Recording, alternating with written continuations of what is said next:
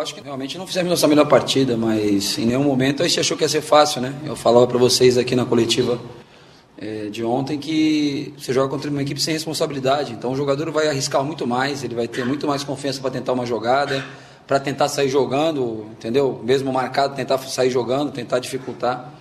Então a gente teve alguns problemas no jogo, procuramos corrigir no intervalo, acho que no segundo tempo eles tiveram uma chance só.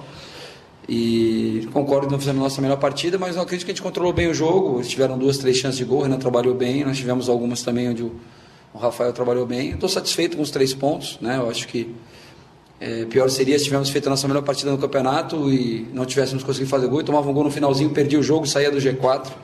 Então é importante, quando você não joga tão bem, você conseguir os 3 pontos. Eu acho que é o que a gente tem que buscar, isso. E corrigindo, você corrigir em cima de vitórias é muito mais fácil do que em cima de derrotas. Claudinei, esses todos os problemas aí que foram até apontados por você do primeiro para o segundo tempo, que você conversou no intervalo, que pontos foram esses? E até em cima disso, a gente até no meio de campo, a gente percebeu que o Avaí não teve aquele ímpeto que teve nos outros jogos.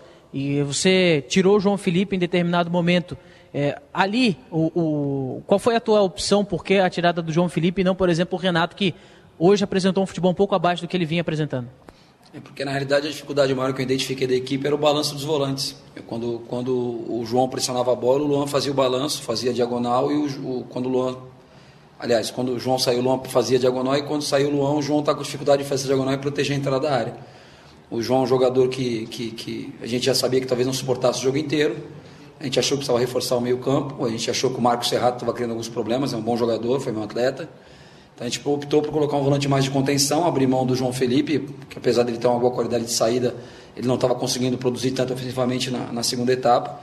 Optou pela entrada do Judson, a gente preservou o Renato, porque o Renato, mesmo não estando bem na partida, concordo que ele não fez um bom jogo tecnicamente, já fez jogos melhores, mas ali a parte defensiva, aquele corredor, ele marca bem, cumpre bem ali, e a gente tem que tomar cuidado de não ficar fazendo muita substituição, porque a gente tem, como teve o problema do Vitor, a gente achava que o Vitor não aguentava o jogo inteiro, a gente achava que o João não aguentava o jogo inteiro, e a gente tinha uma preocupação com o Marquinhos. Então, se eu começo tirando um jogador que vai aguentar os 90 minutos com uma primeira substituição minha, eu poderia terminar o jogo com 10 jogadores, ou com um jogador mancando em campo, ou se arrastando em campo. Então, primeiro que a primeira opção de substituição minha não foi o Renato por esse motivo, optei por tirar o João, e as outras foram consequências que aconteciam no jogo. O Vitor, né, tivemos um problema do Vitor, achamos melhor botar o Jardel e puxar o Rômulo para dentro. Depois a questão, já tinha tido a questão do alemão de lesão. Imagina se eu tivesse tirado o Renato primeiro, talvez eu tivesse terminado o jogo com o João se arrastando em campo, porque não aguentaria os 90 minutos. A gente sabe que o João tem saído, sempre que joga, a gente pede que ele tenha uma intensidade boa, que às vezes até 70 minutos ele acaba saindo do jogo, né? É uma coisa recorrente. Então a gente tem que ter esse cuidado de sempre terminar com 11 inteiros. A gente teve o Marquinhos hoje, teve que jogar 90 minutos, não tivemos nem opção de poupar o Marco, né? Jogou os 90, aí tomou o terceiro cartão amarelo, não viaja com a gente, mas teve que jogar os 90 hoje, terminou o jogo praticamente como 9 ali nosso, né? Todo mundo voltando e ele sem responsabilidade de marcar.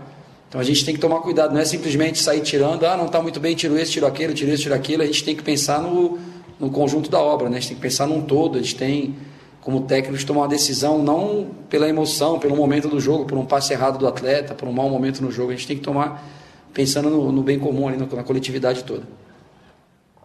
O Avaí ele vinha de uma sequência muito boa, teve a derrota, né, para o líder Atlético Goianiense, agora voltou a vencer também. Faltando 7 jogos para o final desse campeonato, agora na posição, né, na terceira colocação, momentaneamente. É preciso, além de fazer o dever de casa, também voltar, quem sabe, a surpreender fora? Pelas nossas contas, a gente precisa buscar, na pior das hipóteses, 3 pontos fora de casa, né, ganhando os nossos em casa. Só que como você não tem certeza se você vai ganhar os teus em casa, então a gente tem que sair, temos 2 jogos fora, temos que buscar ponto fora.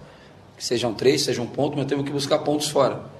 Eu acho que se a gente voltar, fizer 2 bons jogos fora, fizemos aí entre 4 e, na melhor das hipóteses que a gente pode fazer são 6 pontos, mas que a gente faça 4, a gente cria uma situação muito positiva para os últimos jogos. Agora é jogo a jogo, né? Vai ser difícil. O Vila Nova jogou desfalcado e ganhou do Goiás hoje, no Clássico, então vai vir com uma moral elevadíssima contra nós.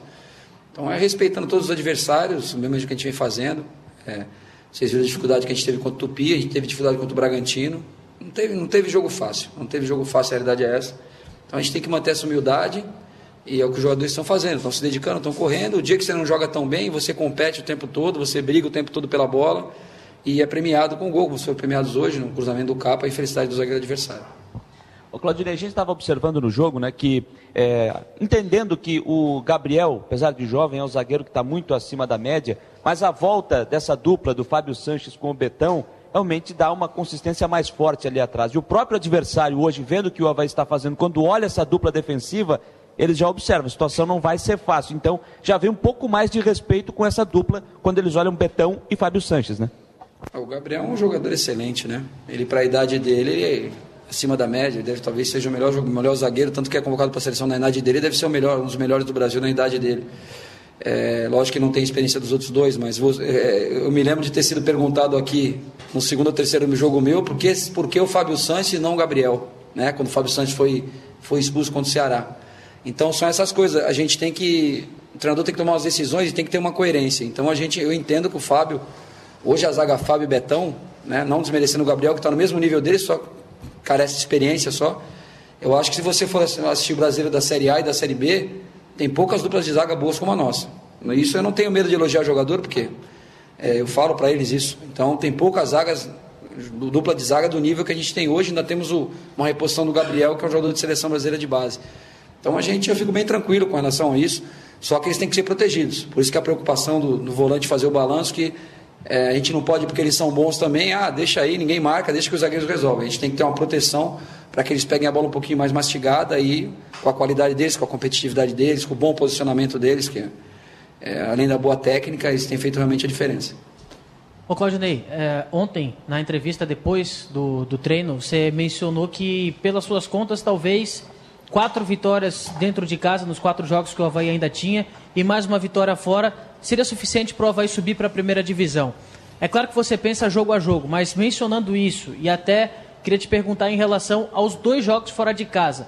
Claro que o planejamento é sempre vencer, mas uma vitória trazida já, pelo menos essa vitória, já é o ideal para o Avaí continuar na briga pelo acesso? Qual é o planejamento desses 2 jogos fora de casa? O planejamento é o que eu falei, procurar pelo menos 4 pontos. Se a gente voltar com 2, vai achar que é ruim? Não vai achar que é ruim. A gente faz mais 2, põe na nossa poupança ali mais 2 pontos e vamos brigar pelos outros jogos. Eu não vou falar que eu quero sair e jogar 2 jogos para fazer 3 pontos, porque aí eu estaria perdendo um jogo e eu não quero perder. Então, hoje a gente tem que fazer 4, ou 2, ou 4, ou 6. Agora, lembrando que o empate, a gente estava invicto, perdemos um jogo, mas a gente ganhou o jogo pra caramba. Então, se a gente tivesse invicto com 9 empates, o Paysandu passou 9 jogos invicto, 9 jogos sem tomar gol, e não saiu do lugar, porque era empate. A gente vem ganhando, né? Então, às vezes é melhor, não que a gente queira perder, mas a gente perdeu do Atlético, perdeu a invencibilidade, mas o número de vitórias nossas ficou muito alto. A gente viesse empatou com o Atlético, 10 jogos sem perder, mas só está empatando, você estaria ali em 11º, e está invicto, o que resolveria? Então a gente sai sempre com o pensamento de vitória. Agora a estratégia que vai usar para vencer, a forma que vai jogar, a gente tem que pensar. Amanhã cedo estou aí, vou assistir junto com o pessoal com o Ricardo ali, que é do NIF ali, que tem nos dado todo o suporte. A gente tem esse departamento de informação, principalmente quando a gente tem jogos num espaço curto, tem nos ajudado bastante. Então vou sentar com o Ricardo ali, com o pessoal do núcleo de inteligência do futebol ali, para a gente analisar o Vila Nova. Vou chegar mais cedo amanhã, vou ver o Vila Nova e Goiás, ver o time deles e procurar a melhor estratégia. A gente sabe que não tem o Marquinhos, possivelmente não vamos ter o Alemão, que está com o tornozelo bem inchado. A gente tem que ver se a gente mantém o sistema, se a gente muda alguma coisa. Eu não gosto muito de mudar o sistema que está dando certo. O Vitor saiu também se queixando de dores. Vamos ter a revisão médica entre hoje e amanhã para ver como é que eles estão. Entre amanhã e depois, perdão. E escolher o melhor time. Agora, temos condições de vencer os 2 fora de casa, não tenho dúvida. Jogando o futebol competitivo que a gente vem jogando, a gente tem condição de vencer. Agora, fácil não vai ser, não está sendo fácil em casa contra equipes que estão brigando para não cair. Você imagina fora de casa com equipes brigando para chegar no G4. Então, ter humildade, ter comprometimento de todos, pedir a Deus que nos abençoe, que a gente tome a melhor decisão sempre possível e buscar os 3 pontos fora. Tem uma velha frase, né, no futebol, que time bom é aquele que o torcedor tem na ponta da língua, do 1 ao 11. Ontem, quando você confirmou para a gente o time, e nós aqui colocamos nas redes sociais, muitos torcedores citaram o seguinte, né? Temos um time, dizendo que esse é o time que está na ponta da língua. Dá para dizer que vai começar os jogos nessa briga pelo acesso? A base nossa é essa, né? A gente hoje não tem o Lucas Coelho, né? Talvez estivesse iniciando no lugar do Vitor, a gente optou pelo Vitor. Também a questão do William é a mesma questão, né? Se a gente começasse com o William hoje, o William fez bons treinos, se a gente começasse contando com a experiência do William, o William não suportaria os 90 também. Então a gente tem que pensar em tudo, é complicado. Agora, eu gosto de manter uma base. Acho que sempre tem uma posição ou outra que você pode ter uma variação de atletas. A gente pode usar o Rômulo por dentro e optar por usar um outro jogador aberto, não é hipótese de não usar o Vitor, mas eu penso que a gente tem que saber. E não adianta, eu vejo às vezes alguns treinadores querem fazer mistério, querem enganar quem vai jogar. Eu acho que a coisa está indo bem quando você escala o time e fala, é isso aí mesmo que vai jogar. Você vai entrar no programa lá no teu programa, entra no teu plantão, fala, ó, o Avaí deve ser esse aqui, daqui a pouco sai a escalação, você acertou 90% do time. Agora, você começar a querer mudar, inventar e criar mistério, você não engana o adversário, você acaba enganando você mesmo, porque aí você perde a tua consistência que você vem tendo e perde a credibilidade até com os atletas, né? A gente vem vencendo, não é porque venceu que não pode mexer no time, eu acho que em time que vence você também mexe, se for necessário, mas a gente tem que entender, eu acho que o Renato, você foi citado, o Renato, ele teve uma queda de produção nos últimos jogos, ele sabe disso, a gente vai conversar com ele, mas é um jogador que tem muito crédito, né? E mesmo com a queda de produção, ele fez gol aqui contra o Bragantino, né? Que ele fez o gol de cabeça e fez o gol de falta lá contra o CRB, quer dizer, tem nos ajudado, ele compete, independente de estar bem ou mal tecnicamente, ele compete, então eu acho que o jogador tem que saber que ele tem direito de um dia jogar mal, você não pode, eu não trabalho com raiva do jogador, eu já tive muito treinador quando eu era jogador, que o treinador trabalhava com raiva do jogador, o cara falhou, me ferrou, vou tirar esse aqui, aí o outro falou, perdi por causa dele, vou tirar.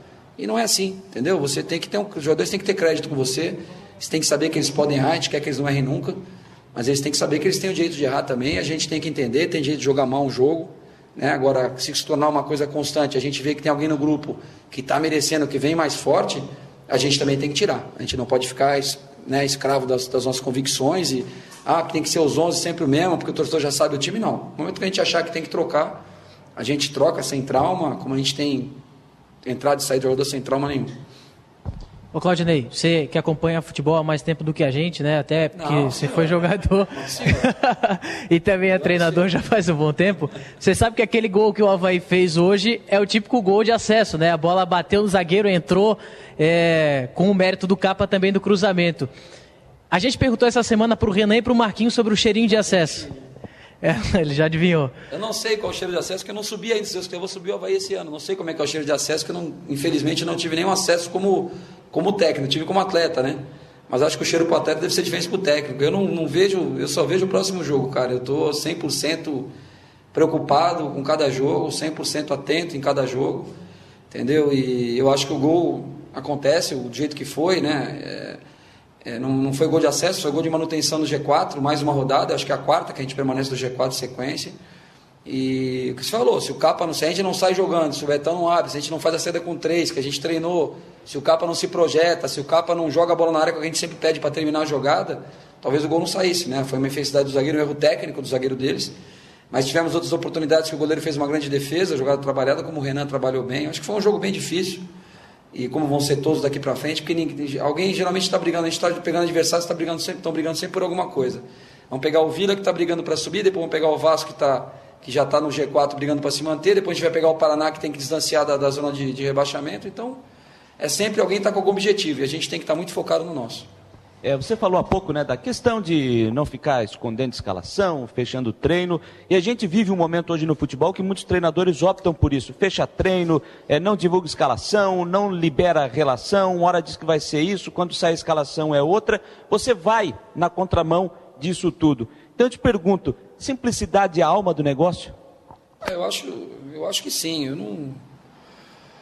eu não vejo assim, se um dia eu tiver que fechar um treino, uma parte do treino, hipoteticamente, algum jogo aí, daqui a pouco tem um campeonato catarinense, vai fazer um jogo contra o Figueirense, você quer esconder alguma coisa, o adversário te conhece muito bem, que eu acho necessário, eu vou fazer, eu acho que vocês vão entender, vocês estão vendo que normalmente a gente abre o treino, não tem essa preocupação. E com relação à simplicidade, cara, eu acho que, eu sempre falo, e vocês sabem disso, a gente conversa todo dia aí, não tem eu ganhando ou perdendo, você é a mesma pessoa, não me acho melhor que ninguém, eu não acho que eu sou melhor que vocês são da imprensa, eu sou técnico do Avaí, eu acho que cada um, vocês estão fazendo o trabalho de vocês, eu estou fazendo o meu, e eu tenho que respeitá-los e vocês me respeitarem, independente de concordarem, me criticarem, eu tenho que respeitar a crítica, né? Como eu gosto de receber os elogios também, e eu sou assim, cara, é o meu jeito, eu trato os jogadores como, da mesma maneira que eu gosto de ser tratado, trato todo mundo bem, pessoal, funcionários, vocês estão vendo o dia a dia aqui, não tem esse negócio, eu estou no aeroporto, vocês estão lá, eu converso com vocês, sento do lado de vocês, a gente vai bater um papo, não, o repórter vem, vou sair correndo que o repórter está vindo, poxa, não tem nada a ver, a gente vai trocar ideia, vai conversar, vamos falar de futebol que a gente gosta,